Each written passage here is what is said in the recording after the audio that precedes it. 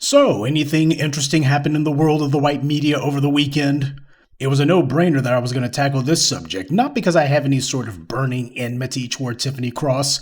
In the immortal, incompetent words of W, I really don't spend that much time on her. But the reason why is a lot of you have brought this up, and I guess it didn't feel right to at least not acknowledge it. So we might as well talk about the rise and fall, or rather rise and fail, of Tiffany Cross. We all saw this one coming. I've told you for over 15 years now that bootlicking is a career path that doesn't come with a retirement plan. White power shows these shills the door long before they get to the point of thinking they might get a gold watch. Bootlicks don't get a retirement party from white power. In fact, they don't even get a farewell party. All they get is a pink slip and a hope the door hits you on the way out. Cuts ties unexpectedly with Tiffany Cross.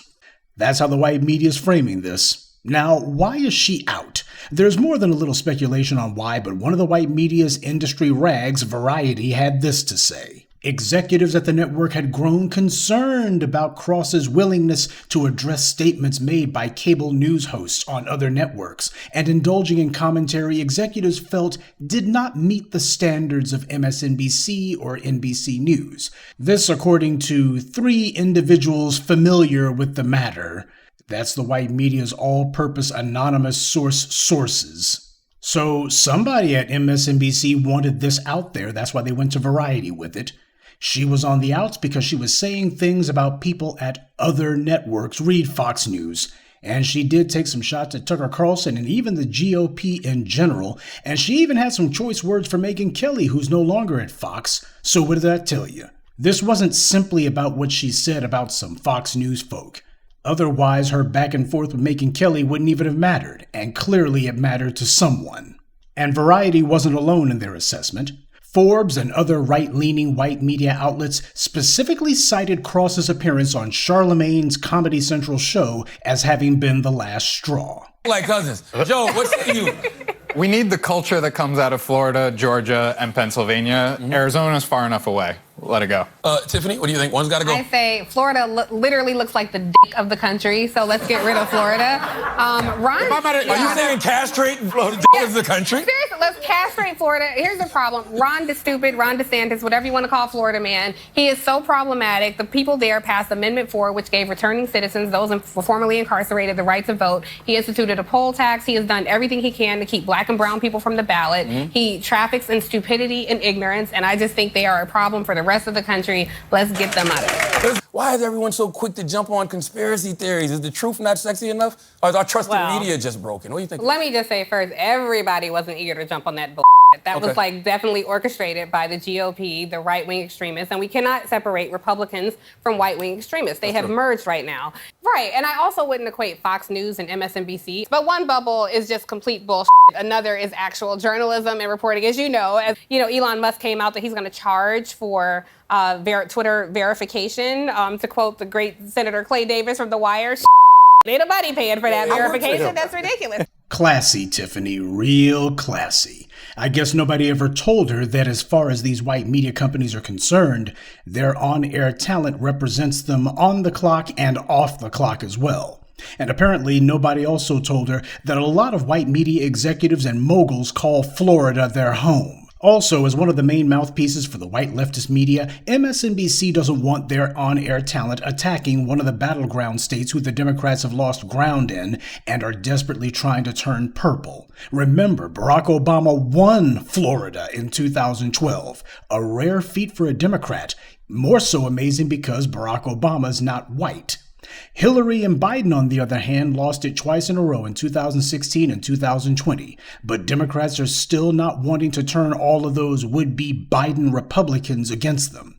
So the Comcast media outlet MSNBC clearly doesn't want to offend or alienate the Fox News crowd. That's what this means. Looks like Biden's not the only one looking for Republicans to support him. Those in the left corner of the white media are also pivoting to the right as well. And who exactly is all that cursing and carrying on supposed to be appealing to? All of that potty-mouth nonsense that she's doing, cursing like she's a drunk on the Jersey Turnpike. This is what the white media wants us to think is supposed to be a woman who is representing the black viewpoint. Aside from hood rats and dusty dudes, who the heck is that supposed to appeal to? If nothing else, you're supposed to be representing that the black interest and the black mentality is the highest there is. According to the Washington Post, Rashida Jones, the president of MSNBC, was, quote, deeply involved in the decision to can Tiffany Cross. Very interesting, because when Tiffany Cross went on one of her rants about arch-racist fiend Megyn Kelly and how Kelly had been attacking black women over and over again, she actually showed Rashida Jones as one of her examples of how black women are changing the world, and Megyn Kelly is clearly just jealous of black women's success. By the way, for all you kids watching at home, Santa just is white. Yeah. Jesus was a white man, too. Okay. Second, to all you Karens watching at home, please make a list for your white Santa and pray to your white Jesus for a life. Please. Because we're out here living our best ones, fighting on the front lines to preserve democracy, taking up space at the highest levels of government, making long overdue and necessary changes in newsrooms. Long overdue changes in the newsroom, indeed. And seems one of those changes that Rashida Jones chose to make, Tiffany, was you. So needless to say, that monologue didn't age very well, but don't let Cross or her hangers-on and apologists try to paint her out to be too black for MSNBC. Because when she wasn't bickering with Fox News anchors, present or past, she was taking shots at black men because apparently someone had told her that was the key to job security. I do want to shift gears and talk about the midterm elections coming up. And at the center of the conversation among many black men, that rarely happens. And I want to center black men today. A lot of black men sometimes feel like they're ignored or they're put down, particularly sometimes even by black women in the media. So this is not that. But I do hear Roland's point that felt ignored. But you feel ignored and then you go over to the other side. The oppressed feel oppressed. So then you go and try to align with the oppressor. So I'm not putting black men down, but sometimes it's like, well, some of you Kevin Samuels following Tariq Nasheed quoting people, please look at the truth and see what's happening and get in line with some of the black women. Is majority, like he said, vote Democrat. Tiffany Cross, like the rest of these bootlicks, thought that she was an island unto herself. Well, it looks like a tsunami came along. By the way, it's ironic that Roly-Poly was on that panel for one of Tiffany's last shows, and at the same time it makes total sense. We all know that right now, Roly's sitting at the buffet line, texting his resume to MSNBC. I know y'all suddenly got a job opening right now, and I just wanted you to know I was available. You need someone who will berate black voters, especially them black men. I'll do it. I'll cuss them niggas out for you, boss. I don't know what y'all was paying Tiffany Cross, but I'll work for peanuts or butter biscuits.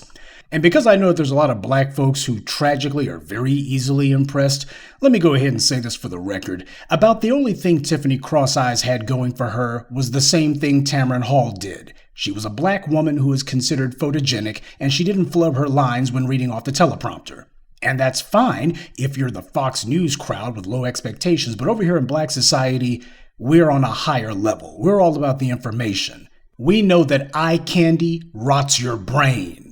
And you know that somewhere in the bowels of MSNBC studios, Simone Sanders is curled up in a corner, shaking with terror, hugging her plush dolly of Bernie Sanders, and wondering when the axe is going to fall on her. I don't know what Cross-Eyes ratings were at MSNBC, but there's no way in hell that they could have been lower than Simone Sanders. So I think we can all rest assured that at this point, Simone Sanders is already dusting off the old resume and giving that thing an update.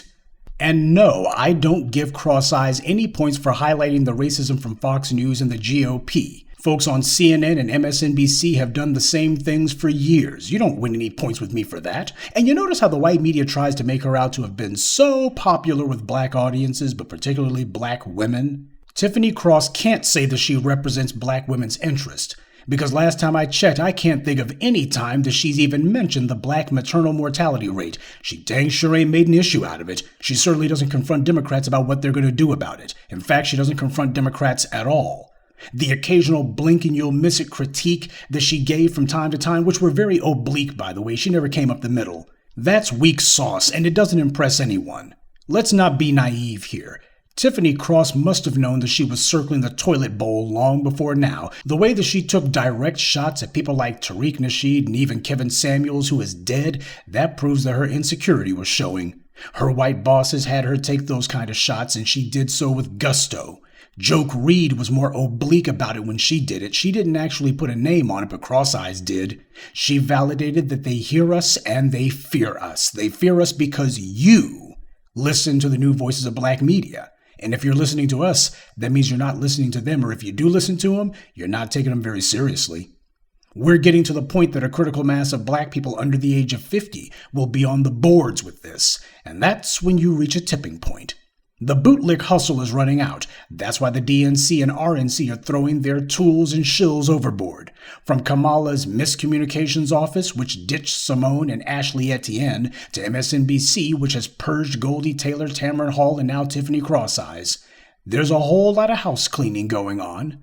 And while I do not take any particular glee with what's happening to her right now, there's a reality there. And the reality is Tiffany Cross had a golden opportunity to build a bridge between herself and the new voices of black media. Instead, she chose to build walls. And then to call herself flinging crap at the new voices of black media from behind what she thought to be the safety of those impregnable walls. So all of her phony faux black pride chatter falls flat. Her eye has always been on making sure that her white paymasters understand that she wasn't going to rock the boat. But when you're a bootlick, you don't get to make the rules. Attacking the new voices of black media is a sanctioned act. But that's not how you build an audience. That's how you lose one. Tiffany Cross and these other Negroes in the white media, they think they're so clever. They aren't wanted by the white powers that be, and they're undesirables in black society. But she made herself that way. Nobody did that to Tiffany Cross. She did it to herself. She bet all her chips on pleasing her white media paymasters, and she's finding out the hard way that white media doesn't know the meaning of gratitude or loyalty. They will pat you on the back for spitting in black people's faces one moment and then immediately trespass you from the studio offices the next, because they know that there's a lot of chumps willing to take your place. Do you see Jonathan putting on his cape heart resigning in protest over this? You see Joke Reed saying that she's going to leave the network too? Anyone at MSNBC going to leave the network because of this? Of course not. And when they put on some placeholder Negro just to have a little on-air diversity, whoever that person is, they're not going to mention Cross's unceremoniously being dumped, the same way that not one of them has said a word about how it was wrong to get rid of Goldie Taylor or Tamron Hall or Melissa Harris Perry. White power knows its bootlicks. Tiffany thought she was playing the game, but part of the game requires you to disregard the suffering and disrespecting of black people, including yourself. Jamel Hill, another sock puppet who thought that frequently attacking black men would keep her in the good graces of her white paymasters, she got canned for the same thing, running her mouth against white individuals. From the 1960s up until the early aughts, maybe a hair longer, the white media pretended not to hate black women quite so much, and they even put up a few sock puppet cheerleaders like Oprah and Phil King to be their crash dummies.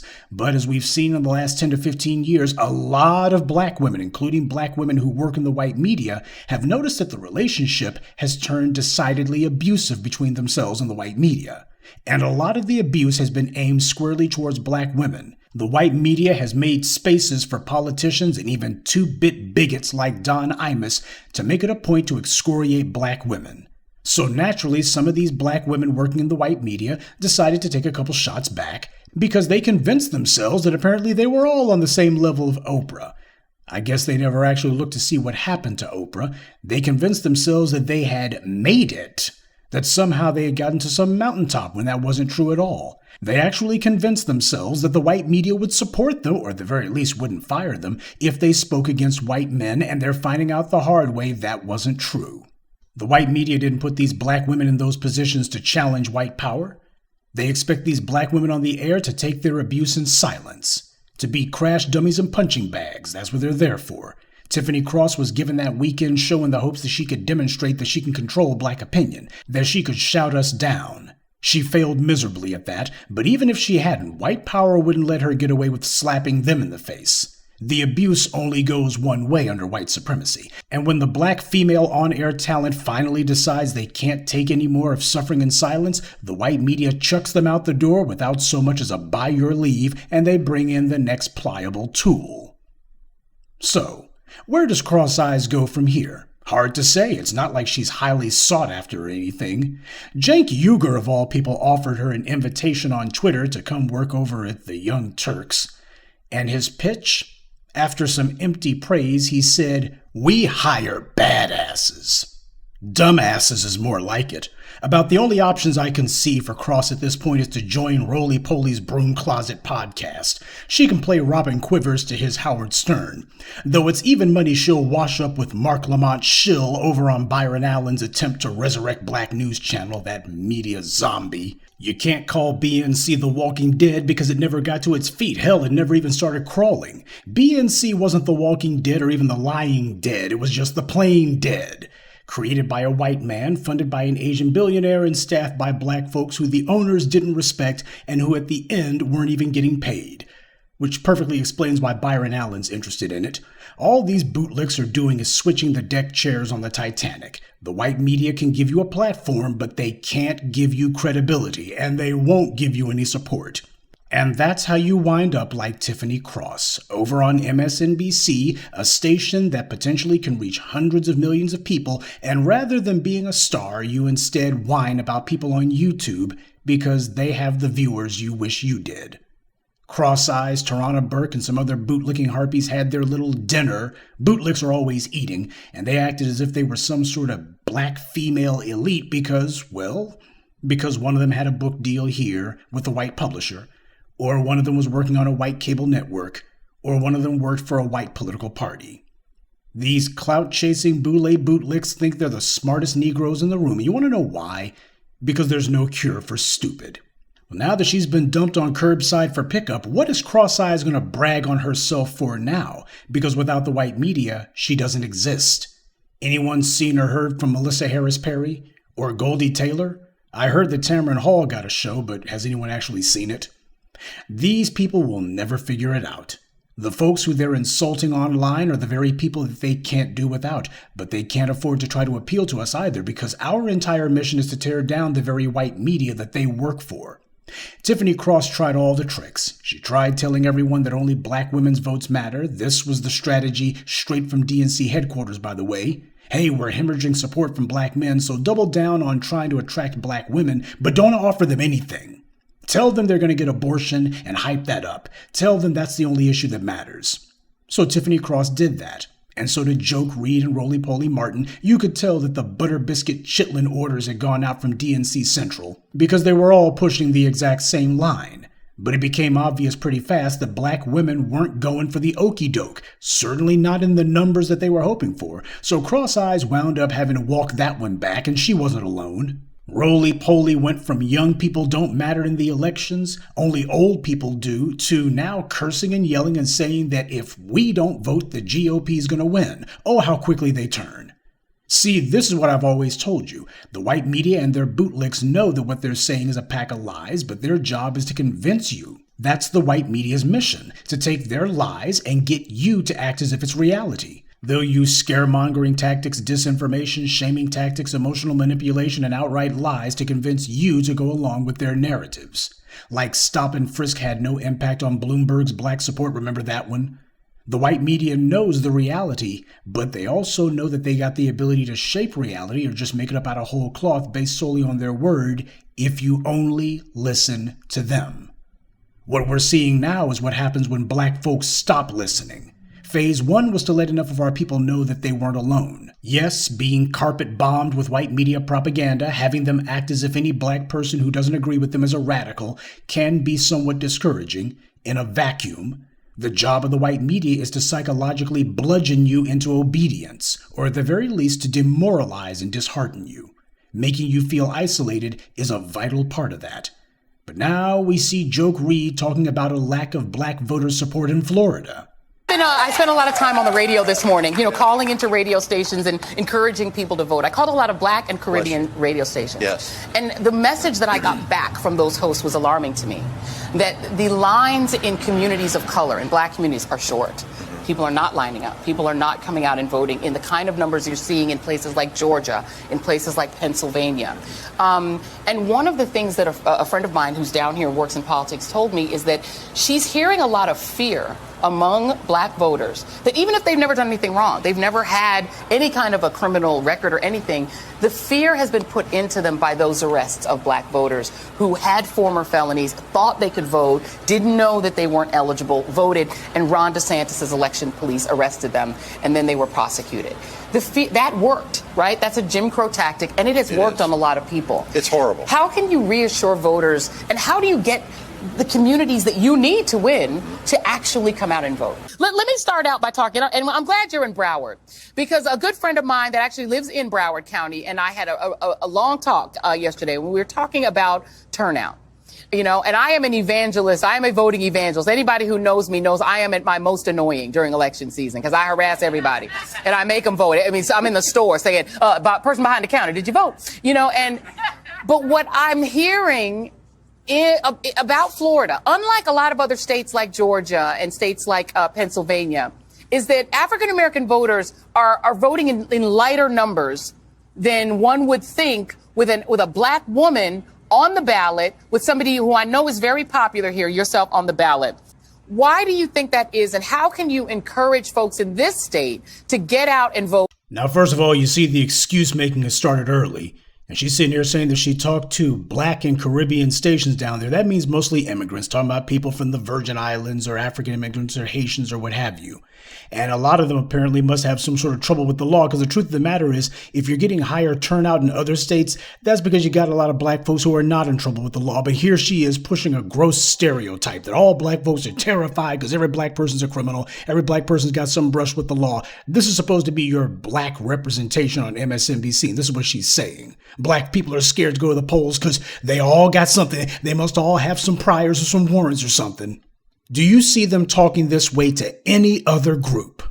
And Joke Reed, why don't you answer this question for me? Who the hell said that Officer Val Demings, Police Chief Val Demings, is popular? Popular with who? Apparently not those black voters who Joke Reed is alluding to. Apparently she's not very popular with them at all.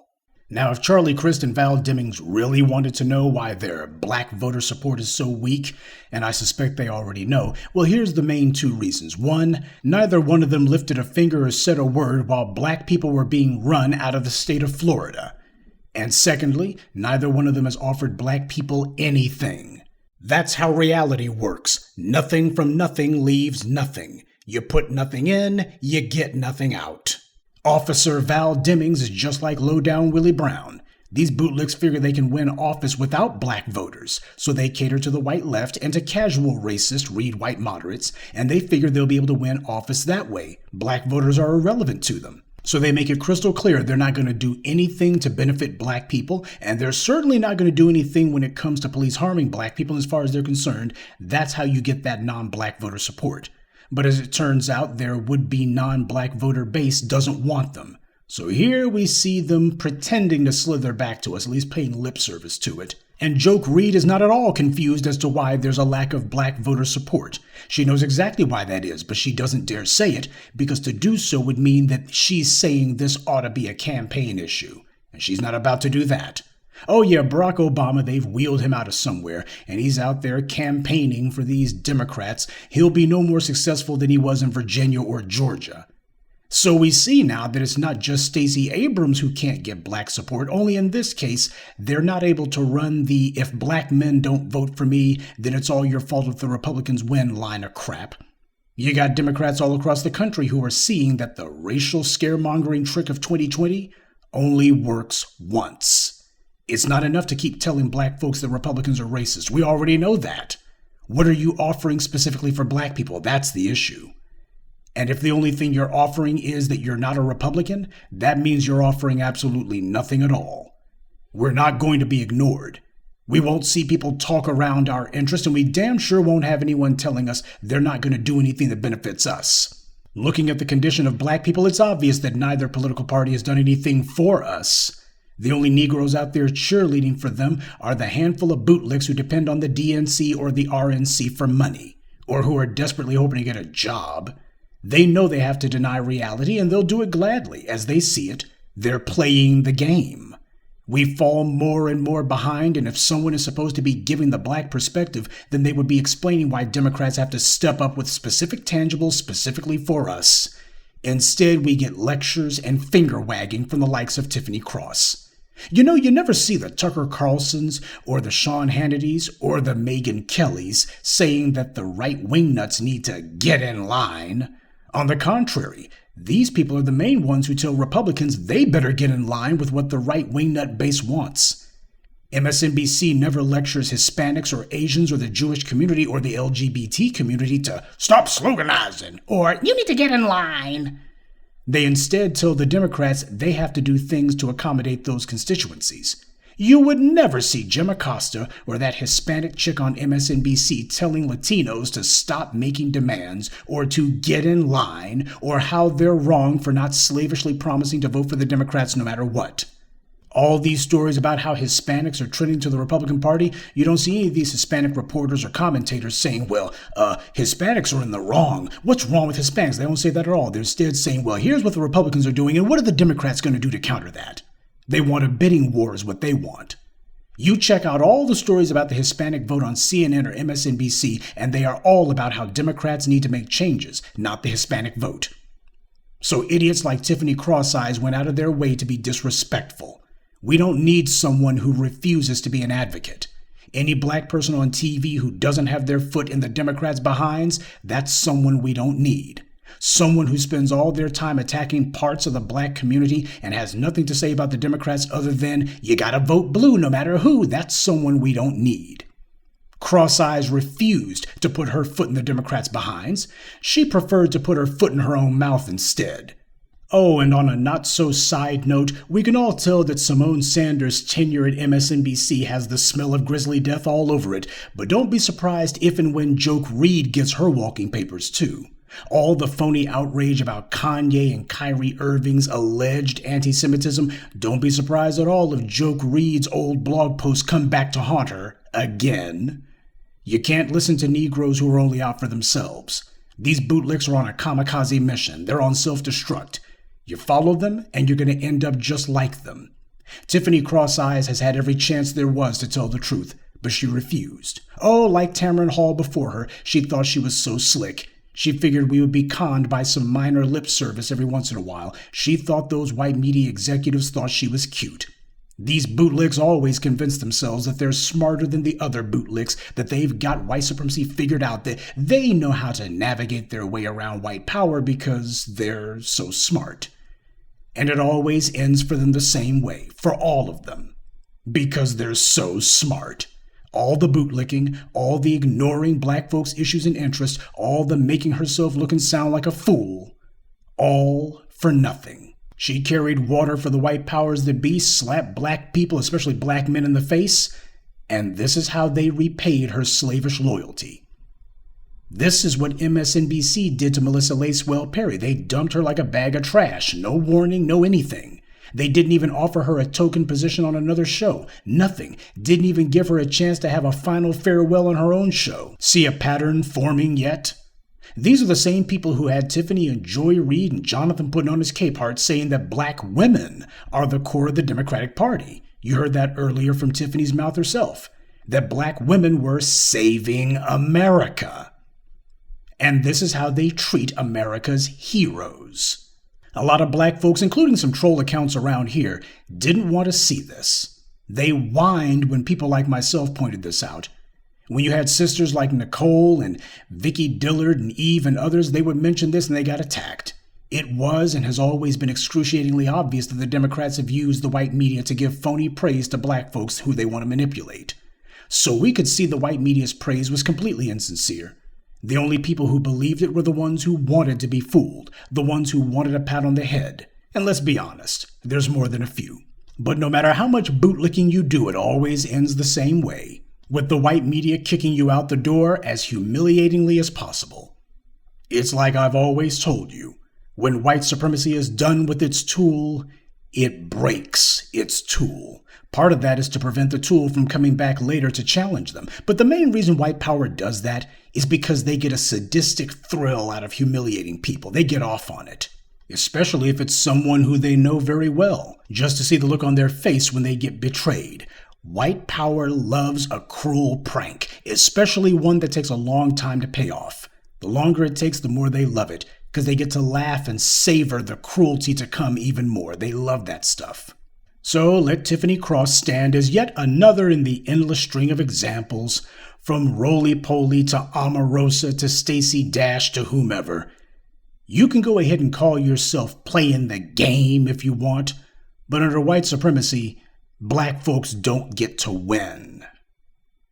Good evening, and be one. I'd like to take a moment to mention some of our contributors: Detroit Beauty Supply, Mouse, Keith B., Quee, and Cheryl Shaw. Salute to them, and thank you to everyone for listening, liking, and sharing this message. Black empowerment only exists because of you.